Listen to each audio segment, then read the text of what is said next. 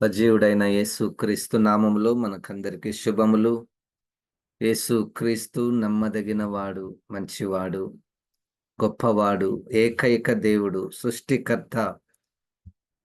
మనకు ఆయన ప్రభువుగా, దేవునిగా ఉన్నందుకు మనము ఎంతో ధన్యులము. పరిశుద్ధాత్మ ద్వారా మనలో ప్రారంభించినటువంటి ఆ రక్షణను కొనసాగించువాడు మరియు ముగించువాడు దేవునికి వందనాలు. క్రీస్తు రక్తములో, క్రీస్తు మరణములో, క్రీస్తు విశ్వాసం ఉంచినటువంటి వారికి ఉచితముగా నీతిమంతులుగా తీర్చుట దేవుడు చేసిన గొప్ప కార్యము. దాన్ని బట్టి దేవునికి వందనాలు. రోమా పత్రిక నుండి ధ్యానంలో మనం చేసుకొనుచున్నాము. రోమా పత్రిక 1వ అధ్యాయము 1వ వచనము. యేసుక్రీస్తు దాసుడును అపోస్తలుడుగా ఉండుటకు పిలువబడిన వాడు. ఇక్కడ మొట్టమొదటి మాట యేసుక్రీస్తు దాసుడు. ఈ దాసుడు అన్నటువంటి మాటను మనం చాలాసార్లు వింటూ వస్తున్నాము. మనము ఇదే ఫిలిప్పీ పత్రికలో 2వ అధ్యాయములో 7వ వచనములో అక్కడ యేసుక్రీస్తు తనను గురించి 7వ వచనములో మనుషుల పోలికగా పుట్టి దాసుని స్వరూపము ధరించుకొని, ఈ దాసుని స్వరూపము ధరించుకొని పౌలు గారు కూడా నేను క్రీస్తు దాసుడను. పౌలు గారు క్రీస్తుకు అంటే సర్వెంట్. ఈ సర్వెంట్ అనేటువంటి మాటలో 2 అర్థాలు వస్తాయి. ఒకటి బానిసత్వము. ఒకప్పుడు అపోస్తలుడైనటువంటి పౌలు గారు పాపానికి బానిసగా ఉన్నాడు, దాసునిగా ఉన్నాడు. తన శరీరానికి బానిసగా ఉన్నాడు, ధర్మశాస్త్రానికి బానిసగా ఉన్నాడు. మరియు తన పత్రికలలో మనం చూస్తే ఈ లోక దేవత అనేకులను గుడ్డితనంలోనికి నడిపిస్తుంది. ఆ చీకటిని గురించి కూడా ఆయన ప్రస్తావించాడు. కానీ అది దుఃఖంతో కూడుకున్నటువంటి బంధకాలలో ఉన్నటువంటి దాసత్వము. కానీ ఇక్కడ దాసుడు అన్నటువంటి దానిలో తన యజమానుడైన, ప్రభువైన, దేవుడైన దేవునికి విధేయత చూపించడము. ఈ సర్వెంట్‌హుడ్ ఏందంటే ఇది విధేయత చూపించడమే. ఇది బలవంతముగా కాదు. ఇది ఇష్టపూర్వకముగా, ఇష్టపూర్వకముగా ఒకరికి పని చేయడము. దేవునికి స్తోత్రం. హల్లెలూయా. చాలా కాలం కిందట మేము ఒక దగ్గర పరిచర్య చేస్తున్నప్పుడు ఒకరోజు సడన్‌గా ఒక స్త్రీ వచ్చేసింది మా ఇంట్లోకి. వచ్చేసి తను ఆ అంట్లన్నీ తీసుకొని తోమడానికి పోతుంది. ఆమె వస్తూనే ఏం మాట్లాడలేదు. అమ్మ నేను మీ ఇంట్లో పని చేయాలనుకున్నా నాకు మీరు డబ్బుల గురించి మీరేం ఆలోచించకండి అని ఆమె పని చేయడం ప్రారంభించింది. మాకు ఆశ్చర్యం అనిపించింది. అంటే ఆమెకు ఇక్కడ డబ్బు కంటే లేకపోతే ఇంకొక దానికంటే ఒక ఇష్టముతో ఒక పని, ఇతరులకు సహాయము చేయుట. అట్లే ఈ దాసుడు క్రీస్తు దాసుడు, నేను క్రీస్తు దాసుడుగా ఉండడానికి ఇష్టపడుచున్నాను. అంటే ఒక మంచి ఉద్దేశంతో, ప్రేమతో ఇతరులకు యజమాని కింద నేను ఉండుట నాకు చాలా ఇష్టమైనటువంటి విషయము అని అపోస్తలుడైనటువంటి పౌలు గారు గుర్తించాడు. ఇక్కడ ఫిలిప్పీ 2:7లో దాసుని స్వరూపము. చూడండి, యేసుక్రీస్తు ఈ లోకంలో శరీరధారిగా ఉన్నప్పుడు ఆయన లైఫ్ స్టైల్‌ని అంతా కూడా మనం చూస్తే ఆయన దాసుని రూపాన్ని ధరించుకొని ఉన్నాడు. అంటే హంబుల్ లైఫ్స్, దీన జీవితాలను, చాలా సింపుల్ లైఫ్స్‌ని జీవించడము కూడా దాసుని జీవితాన్ని జీవించడము. ఉదాహరణకు మనము ఆయన యొక్క యేసుక్రీస్తు యొక్క పుట్టుక గురించి మనం ఆలోచించినప్పుడు, ఆయన పుట్టుక చాలా చిన్న గ్రామము. ఆయన పుట్టుక పశుల పాక. ఆయన పుట్టుకలో గొప్పతనం ఏమీ లేదు. అది రాజుల గృహంలో పుట్టలేదు. చాలామంది అట్లా అనుకున్నారు. రాజుల గృహంలో పుట్టలేదు ఆయన. సో, ఆయన యేసుక్రీస్తు దాసుని స్వరూపము ఆయన పుట్టుకలో మనకు కనబడుతుంది. అపోస్తలుడైనటువంటి పౌలు గారు కూడా చాలా సార్లు తన పుట్టుక గురించి, తన గోత్రం గురించి చాలా మంచి పేరు కలిగినటువంటి గోత్రంలో, పేరు కలిగినటువంటి మతములో పుట్టినటువంటి ఆయన వాటన్నిటిని, వాటన్నిటిని పెంటతో సమానముగా ఏవైతే ఆధిక్యతలను, ఏవైతే అర్హతలు తనకు ఒక గుర్తింపునిస్తాయో వాటిని ఆయన ప్రక్కన పెట్టాడు. దాన్ని తీసివేశాడు. ఎక్కడ కూడా దాన్ని బేస్ చేసుకొని తనకొక గొప్పవాడు అని చెప్పుకోవడానికి ఆయన ప్రయత్నం చేయలేదు. గనుక యేసుక్రీస్తు దాసుడు. యేసుక్రీస్తు దాసుని స్వరూపాన్ని ధరించుకొని ఉన్నాడు. పౌలు గారు కూడా దాసుని స్వరూపాన్ని ధరించుకొని ఈ లోకంలో జీవించాడు. అయితే పాఠమేంటి? మనము ఇక్కడ ముగ్గురు వ్యక్తులు, యేసుక్రీస్తు నిలబడ్డాడు, పౌలు గారు నిలబడ్డాడు. ఈ పౌలు గారు ఏమంటున్నాడంటే 1 కొరింథీ 11:1 ప్రకారం నేను క్రీస్తును పోలి నడుచుకొని ఉన్నాను. ఇక మూడో దగ్గర మనం నిల్చున్నాం. మీరు నన్ను పోలి నడుచుకునండి. దేవునికి స్తోత్రం. యేసుక్రీస్తు యేసుక్రీస్తు యొక్క ఆయన నడిచిన ప్రాంతాలు, ఆయన సువార్త చెప్పడానికి వెళ్ళినటువంటి ప్రాంతాలను మనం చూస్తే ఏ భేదం లేకుండా అందరి దగ్గరికి, అన్ని ప్రాంతాలకు, ఆ దయ్యాలు పట్టినటువంటి ప్రాంతాలకు, చీకట్లో నివసిస్తున్నటువంటి ప్రాంతాలకు, ఆ సమరయ పట్టణంలో యూదులు పోవడానికి ఇష్టపడరు అటువంటి ప్రాంతాలకు ఆయన వెళ్ళి సువార్తను ప్రకటించడం. అంటే దాసుని స్వరూపము ధరించుకోవడంలో ఏ పనైనా చేస్తాము అన్నటువంటి భావన.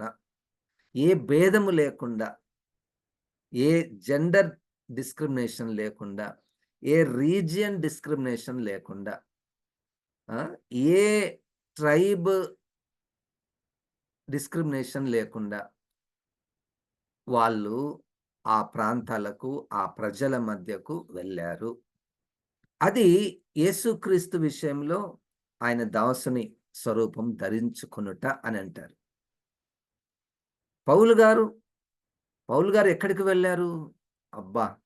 పౌలు గారి గురించి అపోస్తల కార్యంలో మనం చూస్తాము. 3 మిషనరీ జర్నీలు ఆయన చూస్తాం. ఆ 3 మిషనరీ జర్నీలలో ఎన్ని ప్రాంతాలకు, ఎంత చిన్న చిన్న ప్రాంతాలకు నదుల పక్కన సువార్త చెప్పడం, ఆ చిన్న చిన్న గ్రామాలలో సువార్త చెప్పడం. ఒక మాట మనం రోమా పత్రికలోనే మనం గమనిస్తే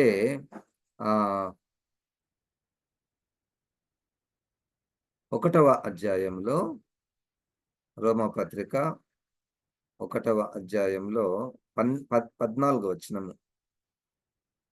గ్రీసు దేశస్థులు కాని వారికిని, జ్ఞానులకును, మూఢులకును నేను రుణస్థుడను.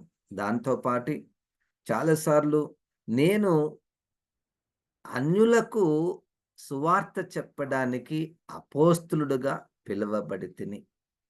మరియు 9వ అధ్యాయంలో రోమా పత్రికలోనే మనం గమనిస్తే, నా బంధువులు, నా రక్త సంబంధులు నాకు బహు దుఃఖమును నా హృదయంలో మానని వేదనయు కలవు.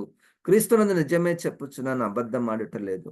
పరిశుద్ధాత్మ దయందు నా మనస్సాక్షితో కూడా సాక్ష్యం ఇచ్చున్నది. సాధ్యమైన యెడల దేహ సంబంధులైన నా సహోదరుల కొరకు నేను క్రీస్తు నుండి వేరే శాపగ్రస్తుడై ఉండగోరుదును.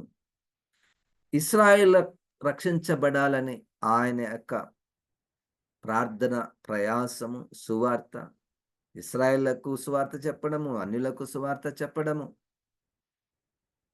ఇక అనేకులకు సువార్త చెప్పడం. అంటే నేను ఇప్పుడు యేసుక్రీస్తుని, పౌలు గారిని దగ్గర పెట్టి చూస్తే అనేకమైనటువంటి సమానమైనటువంటి పోలికలను మనం గుర్తించవచ్చును.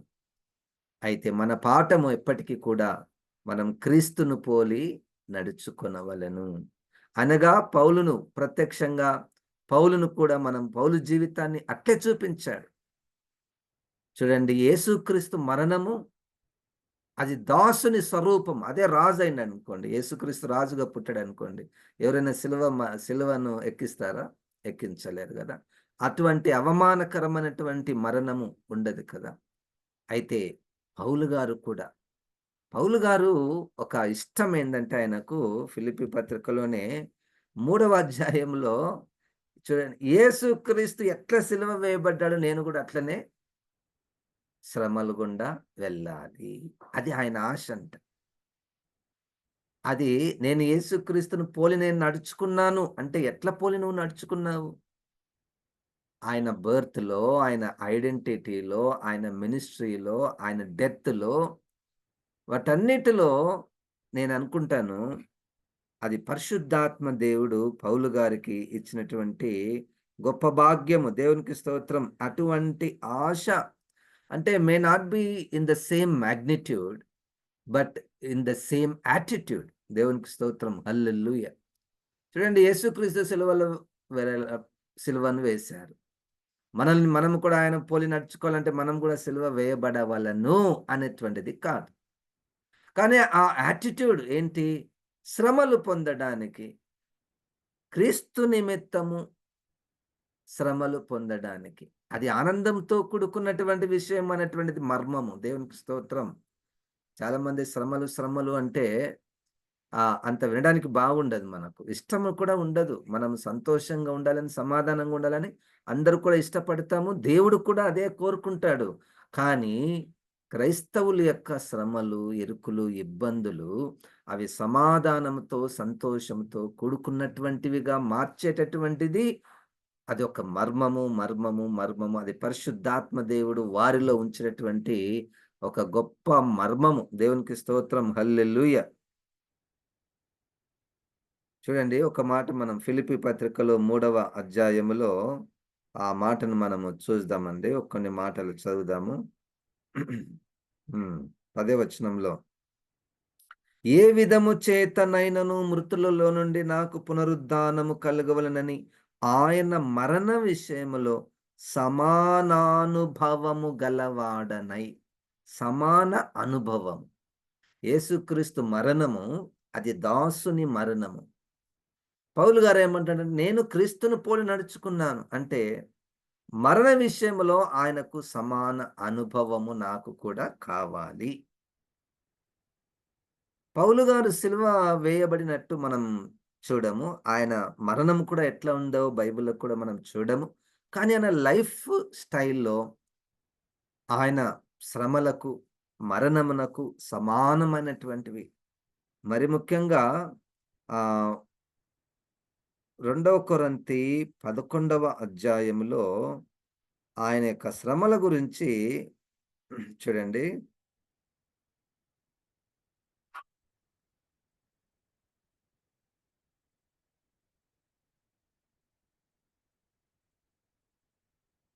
హ్మ్.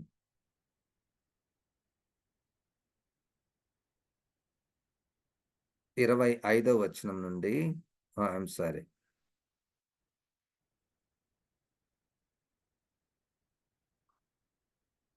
23 నుండి. వారు క్రీస్తు పరిచారకుల వెర్రివాని వలె మాట్లాడుచున్నాను. నేనును మరి ఎక్కువగా క్రీస్తు పరిచారకుడును. పరిచారకుడు అన్నటువంటి పదం దగ్గర దాసుడు అని కూడా అనవచ్చును. పరిచారకుడను మరి విశేషముగా ప్రయాసపడితిని.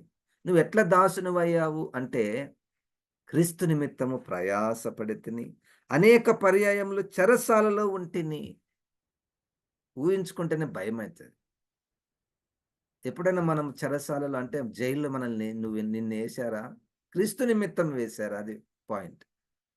అసలు జైలుకి పోవడంటే ఎంత అసలు ఊహించుకోవడానికి మనకు చాలా కష్టం. అవమానకరమైనటువంటిది. కానీ ఈయనేమంటున్నాడు, అనేక పర్యాయములు చెరసాలలో ఉంటిని. ఎందుకు ఇట్లా ఉన్నారు వీళ్ళు? ఎందుకు ఈ అసలు ఆ మూమెంట్ ఆ వాతావరణము ఏర్పడితేనే మనం దూరం దూరం పోవడానికి జనరల్‌గా ప్రయత్నం మనం చేస్తాం. తప్పించుకోవడానికి లేకపోతే అటువంటి దాంట్లలో మనం ఇన్వాల్వ్ కాకుండా ఉండడానికి మనం చేస్తూ ఉంటాము. ఇష్టపడుతుంటాము. అయితే వీళ్ళు ఎందుకు అట్లా చేస్తారంటే, నా ప్రభువు, నా రక్షకుడు దాసుని స్వరూపాన్ని ధరించుకొని ఉన్నాడు. మేము ఆయన కంటే ఎక్కువ కాదు. అనేక పర్యాయములు చెరసాల్లో ఉంటిని. అపరిమితముగా దెబ్బలు తింటిని. అపరిమితముగా లెక్కలేని సార్లు దెబ్బలు తిన్నాడంట. తిన్నాడు. అపోస్తల కార్యంలో మనము ఆ యొక్క విషయాలన్నీ మనం చూస్తాం. ఎందుకు ఇంతగా ఎందుకు ఈ స్థితి నీకు? మంచి స్థితి ఉన్నది గదా! ఒకప్పుడు నీకు అంటే, నా పిలుపు అటువంటిది. నా పిలుపు అటువంటిది. తర్వాత ప్రాణాపాయములలో ఉంటే అనేక మార్లు ప్రాణాపాయములలో ఉంటిని. యూదుల చేత 5 మార్లు ఒకటి తక్కువ 40 దెబ్బలు తింటిని. ఇక్కడ చూడండి, యూదుల చేత అంటే యూదులు ఈయనను కొట్టారు. కొరడ దెబ్బలతో కొట్టారు. ఈ యూదుల కొరకే ఆయన 9వ అధ్యాయం రోమ పత్రికలో వారి రక్షణ కొరకు 11వ అధ్యాయంలో వారి రక్షణ కొరకు ఆయన ప్రార్థన చేస్తున్నాడు, ప్రయాసపడుతున్నాడు. చాలా భారం కలిగి ఉన్నటువంటి వ్యక్తి. దాసుని స్వరూపాన్ని ధరించుకున్నటువంటి వాడు అపోస్తున్నటువంటి పౌలు గారు. చూడండి, మనకు దాసుని స్వరూపము కావాలి అంటే, మనం వింటూ ఉంటే వాక్యాన్ని మనలో విశ్వాసం వస్తది మొదటిది. రెండోది ఏమైతదంటే, ఈ మొదటి అధ్యాయంలోనే రోమపత్రిక 1వ అధ్యాయంలో విశ్వాసము, విధేయత, విశ్వాసమునకు విధేయత చూపించవలెనని పౌలు గారి యొక్క ప్రయాసం. చూడండి, సువార్త చెప్తారు. ప్రజలు వింటారు. ప్రజలు విన్న తర్వాత వారిలో విశ్వాసము కలుగుతుంది. నంబర్ 2 ఫస్ట్ వినడము. ఫస్ట్ బోధించే వాళ్ళుండాలా. దాని తర్వాత వినేవాళ్ళుంటారు. విన్న వాళ్ళకు విశ్వాసం కలుగుతుంది. విశ్వాసం కలిగిన వారు విధేయత చూపిస్తారు. దేవునికి స్తోత్రం. హల్లెలూయా. ఇప్పుడు విధేయత కార్యం జరుగుతుంది. విధేయత అభ్యాసము జరుగుతుంది. మన ప్రయత్నము కానే కాదు. మనం 1, 2, 3 రాసుకొని నేను ఇప్పటి నుండి దాసుడిగా ఉండాలంటే ఇవి నేను చేయాలి అన్నటువంటిది కాదు. అది అది హ్మ్, హ్మ్. అది పద్ధతి కాదు. అయితే మనం వింటూ ఉండగానే పరిశుద్ధాత్మ దేవుడు మనలో ఒక రకమైనటువంటి ఇష్టాలను, మనస్సులను పుట్టిస్తాడు. అవి ఎట్టుంటాయంటే దాసుని రూపముగా ఉంటాయి. దేవునికి స్తోత్రం. హల్లెలూయా. దాసురాలి రూపముగా ఉంటాయి. ఇక అప్పుడు మన మాటలో గాని అనేక విషయములలో మనకు వేరేగా మనము ప్రవర్తన చేస్తూ ఉంటాం. ఒక పాట నాకు చాలా ఇష్టమైనటువంటి పాట.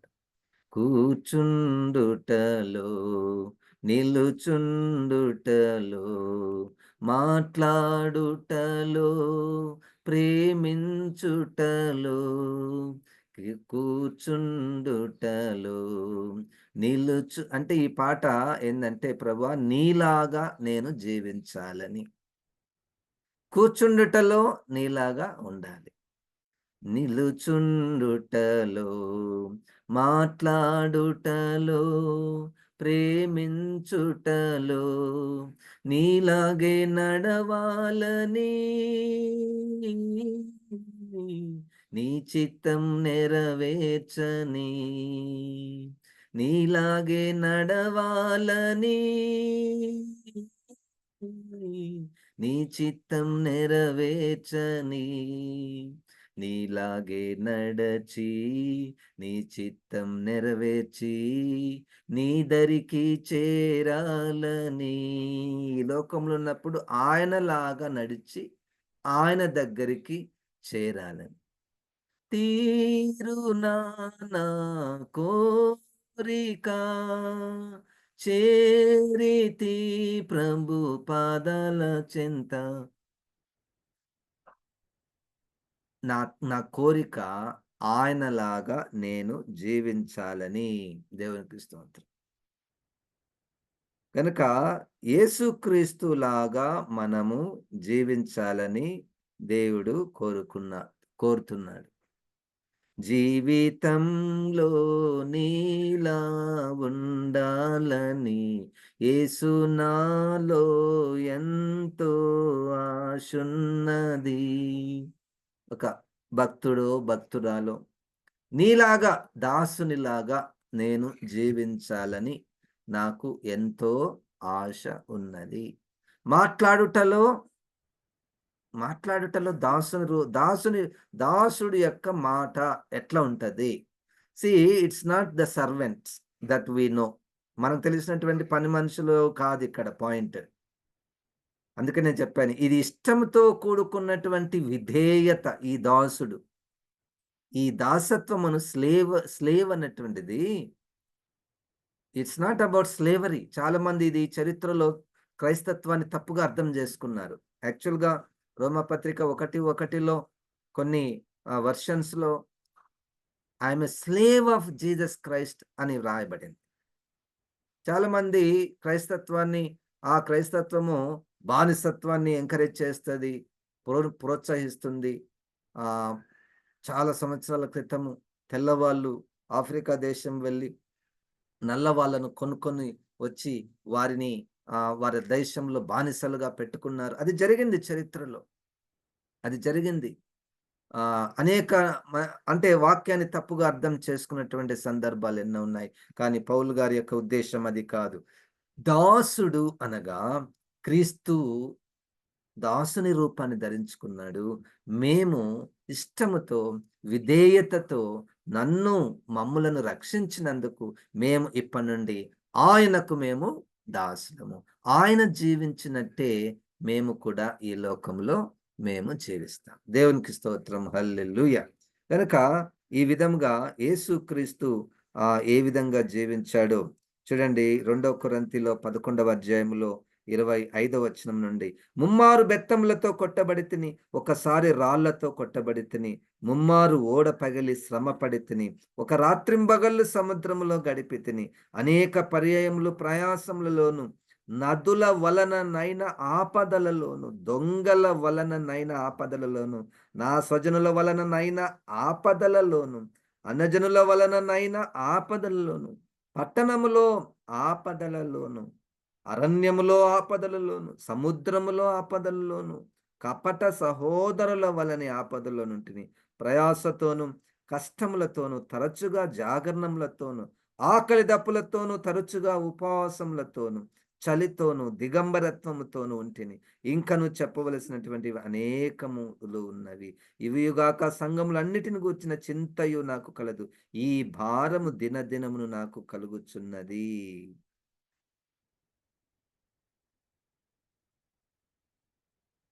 అయితే ఆయనంటాడు, వీటన్నిటిలో పని చేసినటువంటిది నేను కాదు, నాలో ఉన్నటువంటి క్రీస్తే.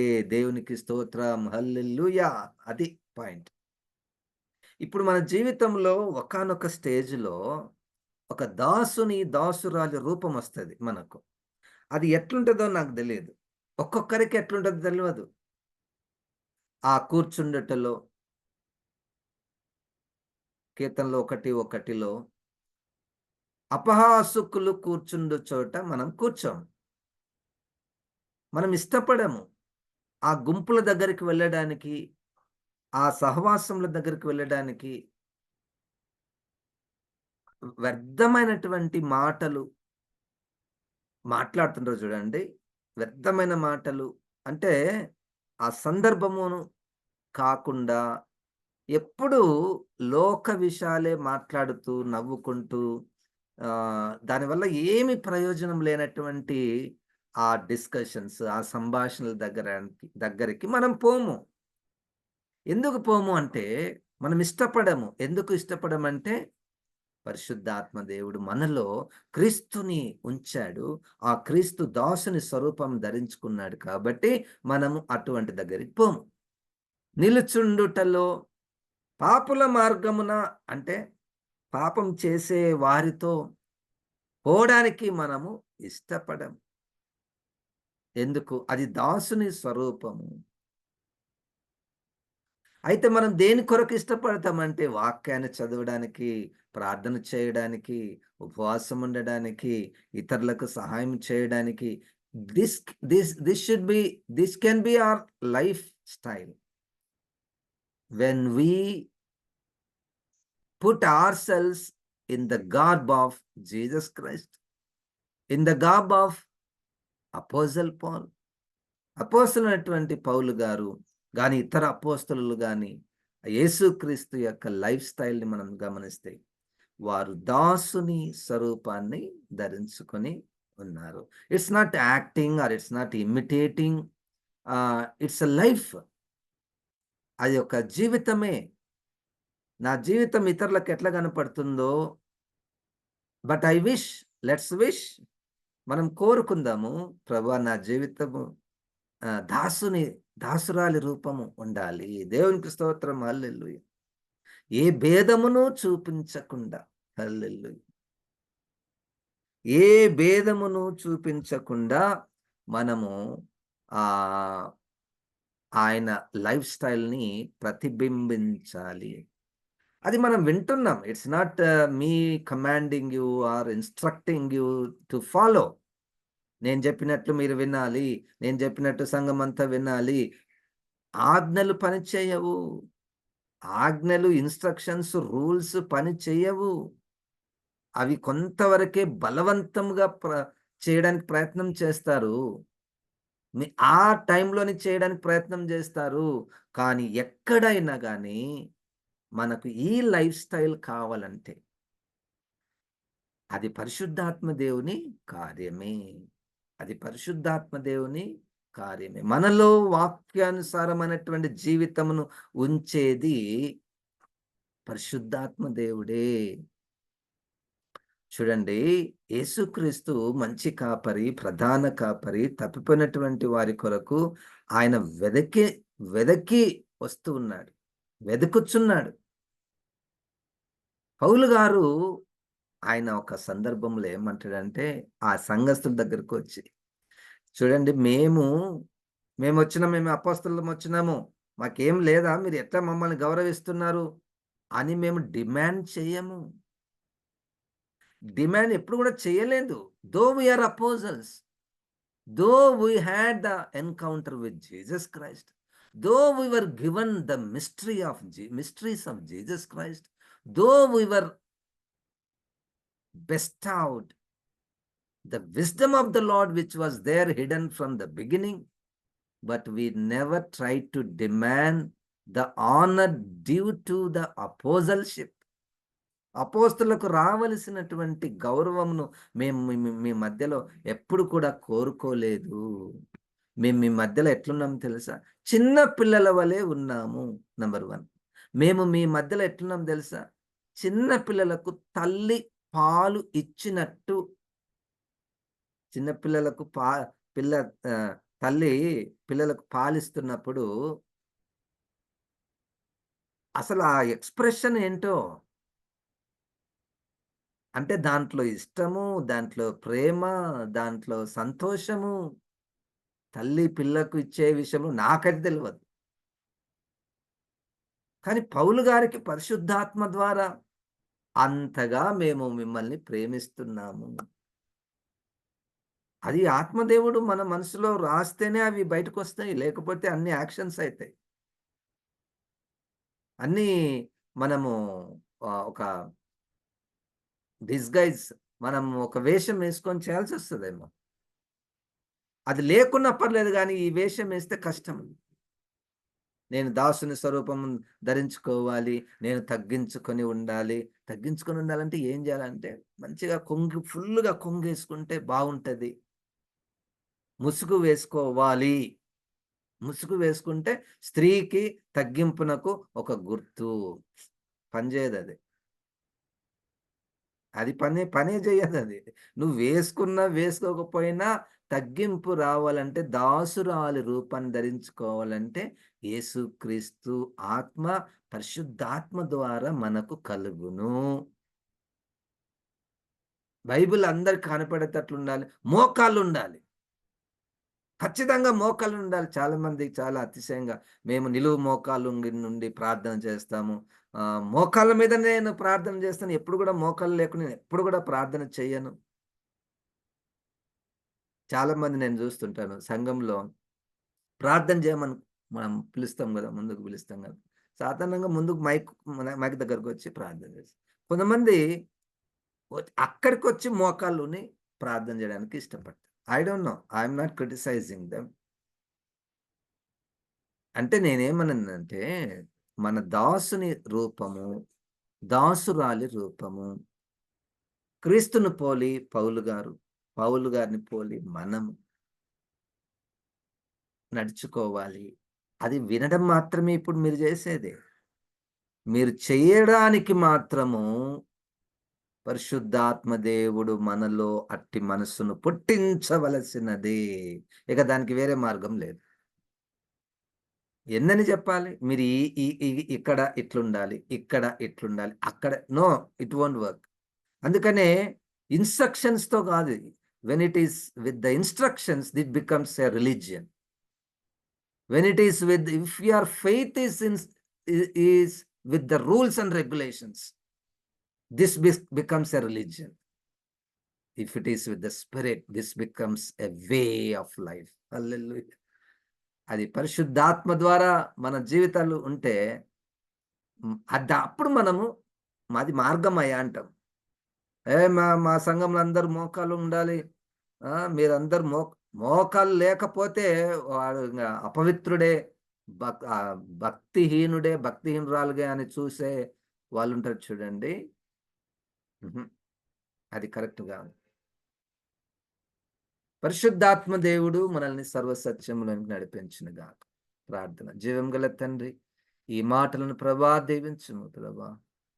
నీ నామము కలిగినటువంటి మేము నీ వలే ఈ లోకంలో జీవించుటకు సహాయం చేయమని.